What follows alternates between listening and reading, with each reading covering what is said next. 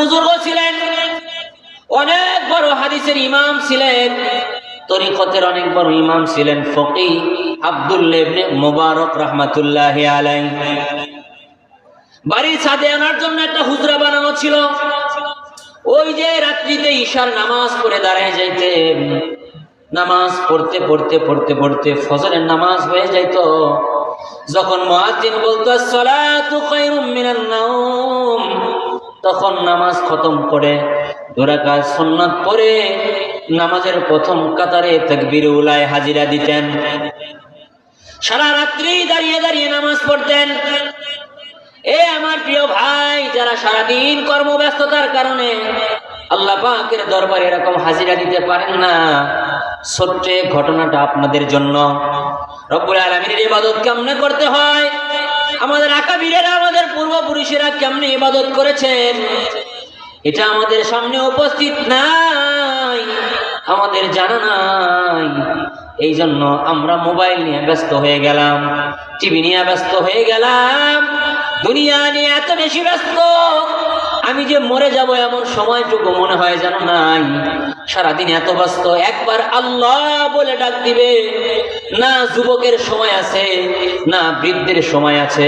পৃথিবীতে এমন কিছু মানুষও আছে শুধুমাত্র তারা মুখ আর পেটের বাহিরে অন্য কোনো কিছু চিন্তা করতে পারে না, কিন্তু আল্লাহ রাব্বুল আলামিন আমাদেরকে তৈরি করে আমাদের মুখের দিকে তাকায় থাকেন। সকালবেলা আমাকে ডাকেন, ও বান্দা ওঠ।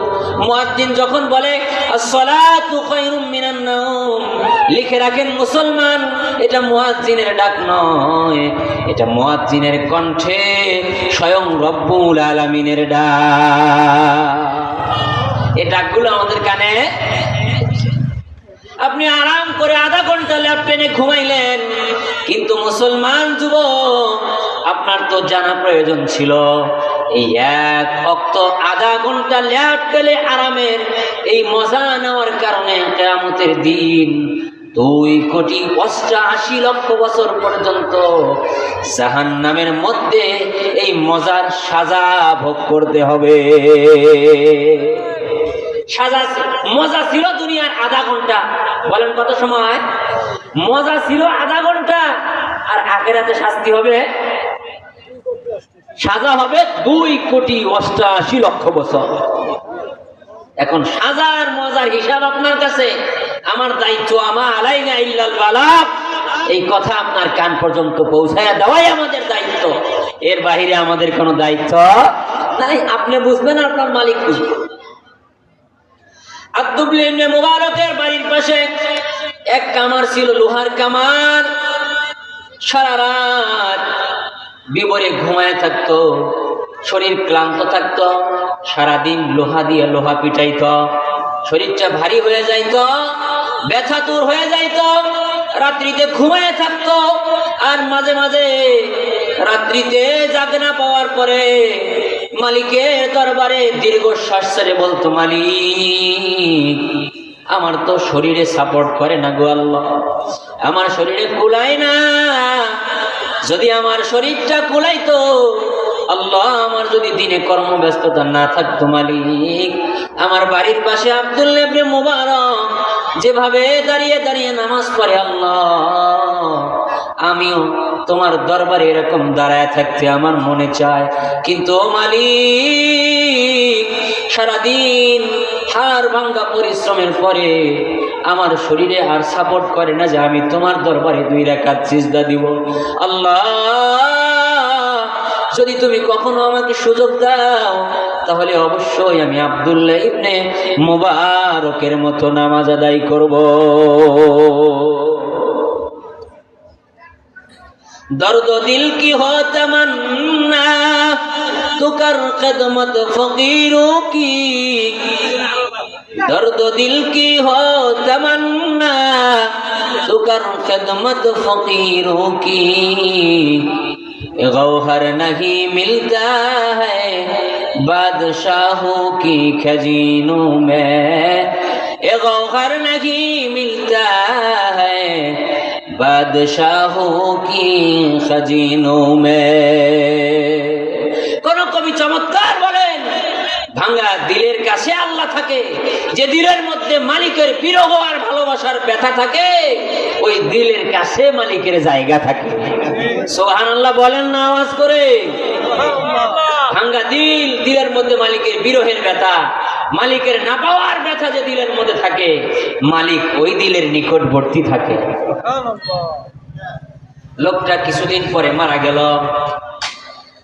এই কামার মারা যাওয়ার পরে এলাকার এক বুজুর্গ স্বপ্ন দেখলেন আব্দুল্লাহ ইবনে মুবারক মারা গেছেন, তার বাড়ির পাশে কামারও মারা গেছে। কিন্তু স্বপ্নে দেখতে পাইলেন আব্দুল্লাহ ইবনে মুবারকের আগে আগে বাড়ির পাশের কামারটা জান্নাতের মধ্যে ঢুকে পড়েছে।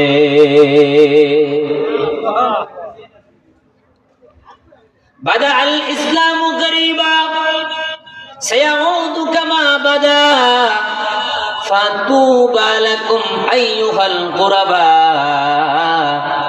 ফাতুবা লাকুম আইয়ুহাল গুরাবা ফাতুবা লাকুম আইয়ুহাল গুরাবা।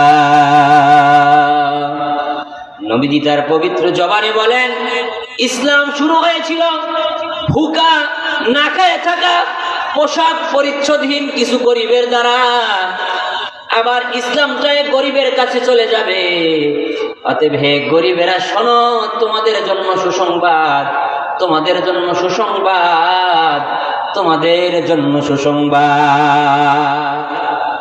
গরিব আর মেহনতি মানুষের বন্ধু কেবলমাত্র মুহাম্মদুর রাসূলুল্লাহ সাল্লাল্লাহু আলাইহি ওয়াসাল্লাম। আমরা পোস্টারে যাদের নাম দেখি যে গরিবের বন্ধু, আসলে সে গরিবের বন্ধু নয়, বরং গরিবের রিলিফের গম মেরে খাওয়ার মতো বন্ধু।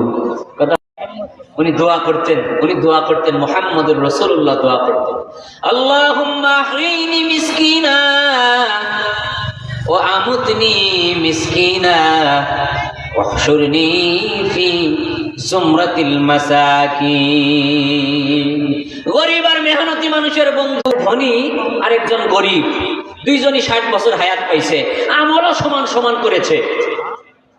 দুজনই সমান হায়াত পেয়েছে, আমলও কি সমান সমান করেছে। কিয়ামতের দিন জান্নাতে যাওয়ার সময় গরিব আল্লাহর রাসূলের কথা অনুযায়ী ধনীর চেয়ে 500 বছর আগে জান্নাতে যাবে। এজন্য গরিবের মন খারাপ করার কিছু নাই। অধিকাংশ মানুষ এলাকার কৃষক, তাই তো নাকি? এক হাদিসে আছে, কোন কৃষক কোন রাখাল যদি মাঠের মধ্যে একামত দিয়ে নামাজ পড়ে, তার ডাইনের ফেরেশতা ডান দিকে দাঁড়ায়, বামের ফেরেশতা তার সাথে বাম দিকে দাঁড়ায়া নামাজ আদায় করে।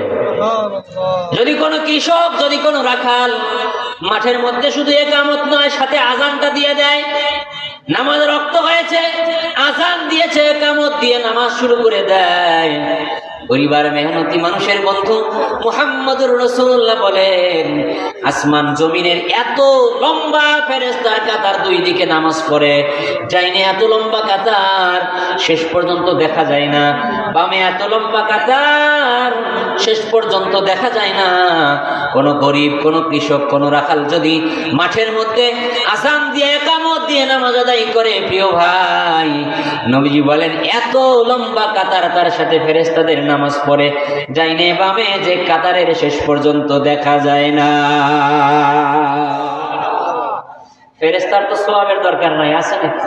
যত ফেরেশতা এই বান্দার সাথে নামাজ আদায় করবে, সব সওয়াবগুলো ওই কৃষক অথবা রাখালের আমলনামায় জমা হবে। সকালবেলা ওই আল্লাহর ওলি চলে আসলেন, স্বপ্ন বয়ান করেন। স্বপ্ন দেখলাম আব্দুল্লাহ ইবনে মুবারক, মনে আছে নি আপনাদের? আব্দুল্লাহ ইবনে মুবারক এবং ওই পাশের বাড়ির কামার দুইজন একসাথে ঘোরাফেরা করতে করতে এই কামারটা আব্দুল্লাহ ইবনে মুবারকের আগে জান্নাতে চলে গেল। উলামায়ে কেরামের কাছে এই কথা পৌঁছানোর পরে চিন্তা করলেন, কি ব্যাপার, আব্দুল্লাহ ইবনে মুবারক এত বড় আলেম, এত বড় ফকিহ, এত বড় হাদিস বিশারদ আলেম, ওনার আগে কামার জান্নাতে গেল, বুঝে আসে না। তাহলে কামারের নিশ্চয়ই কোনো গোপন আমল ছিল, যার কারণে সে আগে আগে জান্নাতে চলে গেছে। প্রিয় ভাই, সমস্ত উলামায়ে কেরাম একত্রিত হয়ে কামারের বাড়িতে চলে গেলেন।